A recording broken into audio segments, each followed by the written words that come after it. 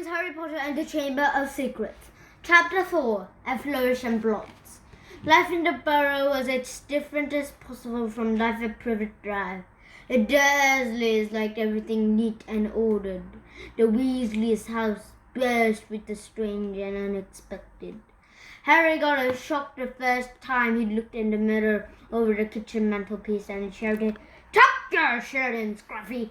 The ghoul in the attic howled and dropped pipes whenever he felt things were getting too quiet. The small explosions from Fred and George's bedroom were considered perfectly normal. What Harry found most unusual about life at Ron's, however, wasn't the talking mirror or the clanking ghoul. It was the fact that everybody there seemed to like him. Mrs. Weasley fussed over the state of his socks, tried to force him to eat 4 helpings at every meal. Mr. Weasley liked Harry to sit next to him at the dinner table so that he could bombard him with the questions with life with the muggles, asking him to explain how things like plugs and the postal service worked. "Fascinating," he would say as Harry talked him through using a telephone. "Ingenious, really. How many ways muggles have found of getting along without magic." Harry heard from Hogwarts one Sunday morning about a week after he had arrived at Burrow. He and Ron went down to breakfast to find Mr. and Mrs. Weasley and Ginny already sitting at the kitchen table. The moment she saw Harry, Ginny accidentally knocked her porridge bowl to the floor with a loud clatter. Ginny seemed very prone to knocking things over whenever Harry entered the room. She dived under the table to retrieve the bowl and emerged, her face glowing like a setting sun. Pretending he hadn't noticed this, Harry sat down and took the toast Mrs. Weasley offered him.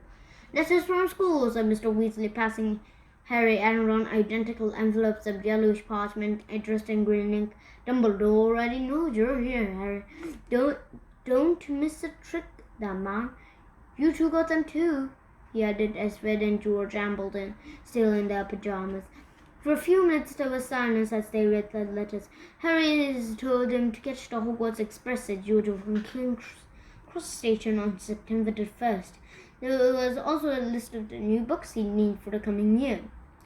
Second-year students will require The Standard Book of Spells Grade 2 by Nina Gossock, Break with the Banshee by Gilderoy Lockhart, Getting with Ghouls by Gilderoy Lockhart, Holidays with Hags by Gilderoy Lockhart, Travels with Trolls by Gilderoy Lockhart, Voyages with Vampires by Gilderoy Lockhart, Wanderers with Werewolves by Gilderoy Lockhart, Year with the Yeti by Gilderoy Lockhart. Fred, who had finished his own list, peered over at Harry's. "You've been told to get all Lockhart's books too," he said. "The new Defense Against the Dark Arts teacher must be a fan, but it's a witch." At this point, Fred caught his mother's eye and quickly busied himself with the marmalade. "That won't come cheap," said George with a quick look at his parents. "Lockhart's books are really expensive." "Well, we'll manage," said Mrs. Weasley, but she looked worried. "I expect we will have to pick up a lot of Ginny's second-hand." "Oh, are you starting at Hogwarts this year?" Harry asked Ginny. She nodded, blushing to the roots of her flaming hair, and put her elbow in the butter dish. Fortunately, no one saw this except Harry, because just then Ron's elder brother Percy walked in. He was already dressed, his Hogwarts prefect badge pinned to his knitted tank top. "Morning, all," said Percy briskly. "Lovely day." He sat out on the only remaining chair, but leapt out again almost immediately, pulling from underneath him a multi-grey feather duster.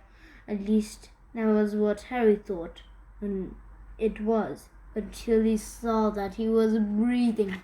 "Errol!" said Ron, taking the limp owl from Percy and extracting a letter from its wing. "Finally, he's got Hermione's letters. I wrote to her saying we were going to try to rescue you from the Dursleys." He carried Errol to a perch just inside the back door and tried to stand him on it, but Errol flopped straight off again.